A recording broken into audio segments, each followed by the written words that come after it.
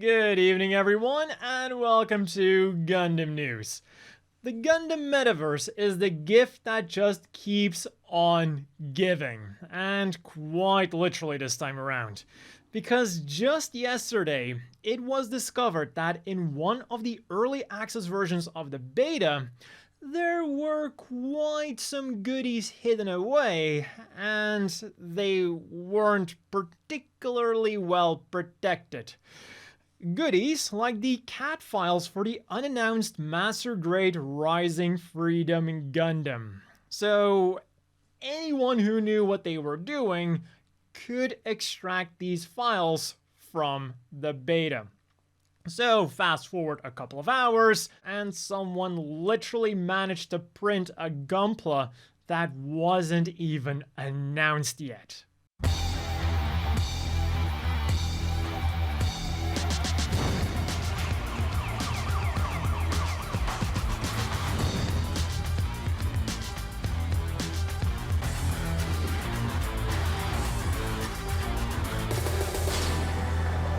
So it looks like it's open season for anyone with a 3D printer. Amongst the files were also this Ariel and Infinite Justice Gundam. So just who knows what's going to be coming out in the next couple of hours and days. I've seen people claim that there is a lot more in this leak, but personally I haven't seen any evidence for that yet. But again, who knows? We'll see what happens. And while I do, of course, absolutely, definitely, 100%ly do not condone piracy, I do find this situation absolutely hilarious. Because not only is this Metaverse a horribly overpriced and unoptimized hollow shell of a program, but Bandai is now actively shooting themselves in the foot by literally handing out free Gunpla. We're out of control. This is not good. This is not good. How is this whole Metaverse business working out for you, Bandai? So from what I've heard and read, this vulnerability was only present in the 1A version, which was the early access version, and was patched out in the publicly available 1.0.2a version. But as an emergency measure, Bandai has completely shut down the download of any version of the client. And I think I read their message in a slightly different tone than they intended. Thank you very much for enjoying the Gundam Metaverse. We are sorry that downloading the client files has been temporarily suspended. We apologize for the inconvenience. We will inform you on this website when the download will be available again. Please continue to use the Metaverse Easy Access to purchase limited edition Gunpla. But you know how the internet works. Once it's out there, it's out there. Anyone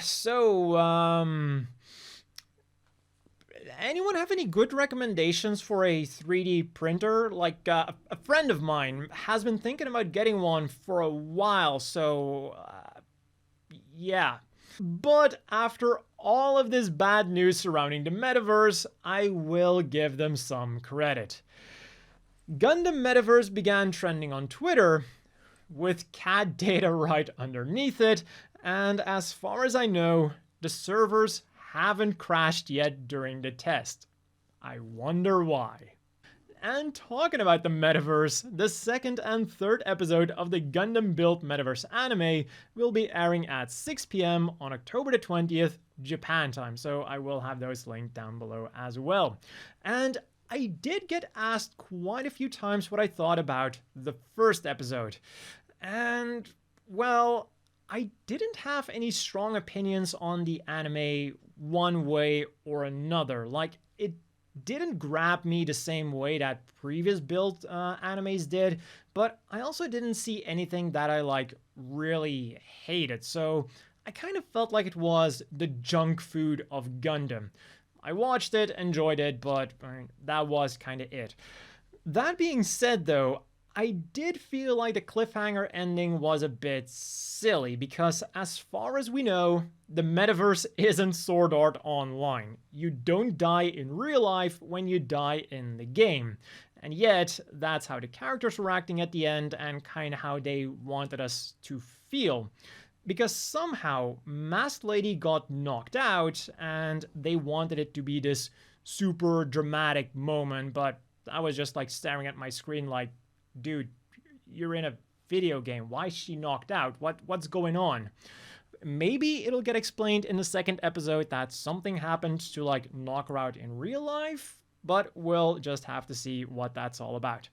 What I definitely did enjoy was that it was easier than expected to separate the anime from its namesake, and also, of course, that thanks to the anime, we're getting a really cool Super Fumina kit. So, while Bandai might be seriously regretting ever even considering the metaverse, I still see this whole situation as a net positive. The next headline then is more positive. The global release of UC Engage, or at least the mostly global release, because of course it is a gacha game, so no Belgium. And perhaps other countries too that have a similar loot box ban. So for most of the people watching, or I mean, let's be honest, all of the people watching, if you know how to get around it, you can give the game a shot right after this video. Just don't expect too much from it because it's basically like your typical auto battler time waster gacha game for when you're on the toilet or you're bored and you need a quick time waster. But you do get the addition of watching some really cool animated cutscenes. Overall, kind of like the episode of Gundam Build Metaverse. It's not the best, it's also not the worst, it's just very fine. Which is also, to be honest, why I stopped playing the Japanese version shortly after it launched. Like, despite being called Engage, I just didn't find the game engaging enough to keep putting my time into it. And when I realized that you could only have one of each unit, I kind of lost my main goal that I wanted to achieve before the game actually launched. Like, I had this idea of making a team of 6 identical gyms and then putting different ace pilots into it, but that's just not possible unless you pick like 6 different gyms. And staying on the gaming news, in Gundam Battle Operation 2 for the PlayStation, the Metal Spider has joined the fun. On the figure front then, pre-orders on Japanese P Bandai have gone up for the standalone version of the metal-built Ootori Striker Pack. And in addition to being compatible with basically any of the Gundam Seed metal builds out there, it also comes with extra joint parts to allow you to hook up the other Striker packs to it, creating some kind of OC perfect Striker pack. The set goes for 15,400 yen, 103 US, and is slated for a March release. Next up then, we have a bunch of different Witch from Mercury goodies that will be sold at various pop-up stores across Japan at various times. And it includes the thing that we have all been waiting for. A Witch from Mercury tomato cultivation kit. So you too can grow your own Witch from Mercury themed tomatoes. Bonus points if you actually eat it like an apple. And this can of not so instant tomatoes will set you back 3,300 yen, 22 US. The other items then are an acrylic board and stand set featuring either the Ariel rebuild with Soletta and Murine, the Daryl Balde with Guel, the Farok with Elon number 5, the Michaelis with Shadik, or the Demi Barding with Nika and Chuchu for a whopping 7,200 yen, 48 US. You can get the main cast on a random can badge for 880 yen, 6 US, a long strap for 1,650 yen, 11 US, or a mini tapestry for, again, 1,650 yen, 11 US. Next up, there is a black or white t-shirt for 3,300 yen, 22 US, a smartphone case for 3,000 yen, 20 US, a wristband for 1,000 yen, 7 US, and a ballpoint pen for 880 yen, 6 US. And then last but not least, there is some kind of mini game that you can play. that is called Suleta and Mirine Talkin' Koro Koro Pon. And it somehow involves new dialogue that was recorded specifically for this thing. But I think it basically works like an Ichiban Kuji because you pay 660 yen, 5 US, and you can win 4 tiers of prizes. Prize A is a Kemomimi acrylic board, Prize B is a Kemomimi acrylic stand, Prize C is a random Kemomimi can badge, and Prize D is a Kemomimi illustration sheet. And on top of that, for every 3,000 yen you spend, 20 US, you'll also get a random student ID styled illustration sheet. It'll be at Akihabara's Atre from November the 3rd until December the 17th, the Namco Umeda store in Osaka from December the 23rd until January the 23rd, and Fukuoka's Bandai Namco Cross store Hakata from January the 27th until March the 3rd. Or you can also get them through Japanese P Bandai, but then you won't get the bonus student ID cards. And alongside this announcement, they also announced some cool new Gachapon items. For 400 yen a spin, 300 US, you can get Suleta, Mirine, Guel, Elan number 5, Shadiq, Chuchu and Nika, the Ariel rebuild, the Daryl Balde with its new weapons, the Farouk with its new weapons, the Michaelis with its new weapons, and the Demi Barding. Or you can go for the Kemo Mimi collection, featuring the main witch from Mercury characters with animal ears. For again, 400 yen spin, 3 US, you can get Suleta, Mirine, Guel, Elan number 5, Shadiq, Nika, or Chuchu. And for some more random items, we're also getting a P Bandai Limited Ariel Octobottle in November for 4,108 yen, 28 US, and these general release Ailstrike Gundam and Freedom Gundam and Justice Gundam themed Deskmats in late October for 3,300 yen, 22 US. And in other news, from December the 1st until the 13th, the 25th anniversary Tenjin Hidetaka exhibition will be held at the Design Festa Gallery in Harajuku, Tokyo. And if his name doesn't immediately ring a bell, you have definitely seen some of his Gunpla box art, or other model kit box art. The mobile suit girl of the week then is the G3 Gundam Girl, who comes with a new railgun and also has a really cool aura thanks to her color scheme and visor. And we got some more Advance of Zeta stuff.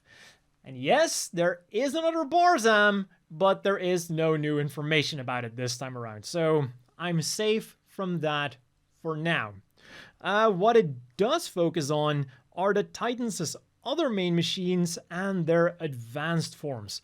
Like, basically, it tells the story of how the Garibaldi Beta was supposed to be the testbed machine for the advanced forms, but then it was carried out on the Hazel due to circumstance. And after this, it got ported over to the Hyzak and the Marasai because their backpacks are interchangeable, and if you pay close attention, you can actually see that typical Hazel backpack on the Advanced Marasai and the Advanced Hyzak.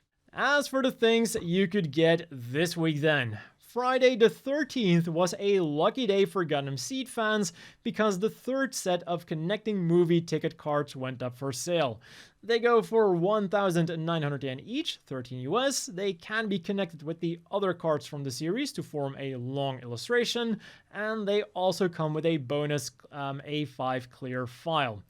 And after that, it was all about Gachapon and Japanese arcades, because starting Monday, we got 2 new Gachapon collections. For 500 yen a spin, a little over 3 US, you can get yourself a Strike Freedom bust. You can get a regular armor set, a clear armor set, and then an inner frame set that also has the light up function. Or for 400 yen a spin, a little under 3 US, you can get the third lineup of Witch from Mercury acrylic stands, featuring super deformed versions of Suleta, Mirine, Bob, Elan number 5, the Pile Weirdos, and Till, Lalik, and Alia. And then slightly more impressive, we also got 2 new prize figures that you can win at Band Presto Crane Games. From Tuesday, Chuchu became winnable, and from today, Nika became winnable. And for being like cheaper prize figures, they do look spot on for the most part. Like, the worst thing I can say about them is that Chuchu's hair could have been better. Like, it's not as floofy as it should be, but again, considering the price tag that these figures go for, I am still very impressed with what we're getting here. And I do hope they'll be hitting stores soon because I do want to add them to the collection. And finally, by the time that this video goes live, the third volume of Gundam Card Collection, which from Mercury will have launched in Japan. There's 50 cards to collect, 20 commons, 14 rares, 10 super rares, and 6 ultra rares, and a pack of 5 goes for 275 yen to US. For this week's reading material then, there was the big comic superior, in which Gundam Thunderbolt is being serialized, Gundam in UC, featuring a lot of information on the Gundams from the Universal Century, like their development history and their legacy in universe, and then finally there was the English ebook version of the second Witch from Mercury Gunpla Beginner's Guide, which was published on Amazon US, UK, Canada, Germany, France, Italy, Spain, and the Netherlands. On to this week's apparel news then, where Strict G kicked things off on Friday, as per usual. First of all, we got the Victory Gundam 30th Anniversary Collection, featuring a variety of items, each with their own design. For 4,730 yen, 32 US, you can get a white shirt that has the Ligue Militaire, Earth Federation, Strike Team, and Victory Gundam logo on it, but even though I do think that they mesh nicely with the white t-shirt, I'm not sure how I feel about the asymmetrical placement. Like, I think they could have done something better with this. For 9,130 yen then, 61 US, you could get a black hoodie with the Victory Gundam logo on the front and the Ligue Militaire logo on the back. For 16,500 yen, 110 US, there's a stadium jacket that has a slightly different Victory Gundam logo on the front and a slightly different Ligue Militaire logo on the back. For 3,300 yen, 22 US, there's a sports towel with a cool esoteric design of Shakti and the Crashed Victory Gundams. And then for 990 yen each, 7 US, there's a Ligue Militaire or Victory Gundam pin. And then their second new collection is a collaboration with Nanga for 2 Char's Counterattack inspired Aurora stand collar down jackets. Both of which go for 60,500 yen, 404 US, and will be releasing on November the 4th. There's a silver new Gundam design with reflective fin funnels on the back, and a black Sazabi design also with reflective funnels on the back. From Bankore then, we only get acrylic stands, all of which are slated for a December release. For 1,320 yen, 9 US, and 1,650 yen, 11 US respectively, there's a smaller and bigger version of the Gundam Seed Stargazer logo. For 1,100 yen, 7 US, there is the main cast of Gundam Wing, being Hito, Duo, Troa, Katra, Wufei, Relina, Zex, Noin, Trace, Lady Un, Sally, Dorothy, Catherine, and Dr. J. And then for 1,320 yen, 9 US, and 2,750 yen, 18 US respectively, you can get the standard or big-sized acrylic stands of some of the main characters from the OG Gundam and Char's Counterattack. Kai, Sayla, Bright, Romba, Makuve, Lala, Char's Counterattack Amuro, Char's Counterattack Amuro in his normal suit, Char's Counterattack Char in his regular military uniform, Char's Counterattack Char in his fancy uniform, and Char's Counterattack Char in his normal suit. And let's quickly wrap things up with the polls. With Halloween quickly approaching, Gundam.info wants to know who the biggest Gundam prankster is. And the rankings so far make it quite clear who the winner is gonna be. LP Puru is in a very comfortable lead for a very good reason.